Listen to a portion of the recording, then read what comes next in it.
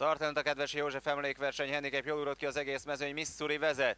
Missouri az első, de nagyon jól kezd Titok és fölmegy a vezető mellé és átvesz vezetést. Titok most már az élen van Owen Wüstével együtt. Titok és Owen Wüste kettős az élen, a harmadik helyen pedig Morgana.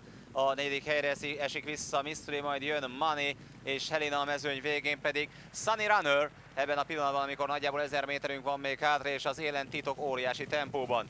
Titok vezet Lucas Casallal. Titok az első, Titok előnye, két hosszra tehető Owen Wüstével szemben, Morgana a harmadik helyen, majd jön Helena, jól tartja magát ott Money, mögöttük két-három hosszal látom Namát, visszaesett egészen Missouri a mezőny végére, egy ló van már csak mögötte, Sunny Runner, mikor véltek a lovakat céljenesbe, és még mindig Titok biztosan vezet, Owen Wüste fölmegy mellé, Morgana is nagyon jól jön, és Money is erősen támad. 300-zal a vég előtt 4-5 lónak van győzelmi esélye, Titok megy visszafelé, Owen Wüste viszont vezet, Morgana, Owen Wüste, Money hátulról pedig Helena, aki megindul. A távoszlopon belül Morgana vezet, most megtámadja Money. Morgana és Money, Morgana, Money, Owen Wüste, Helena, ez a sorrend. Sunny Runner az egészen a végén indul el. Owen Wüste még mindig jön.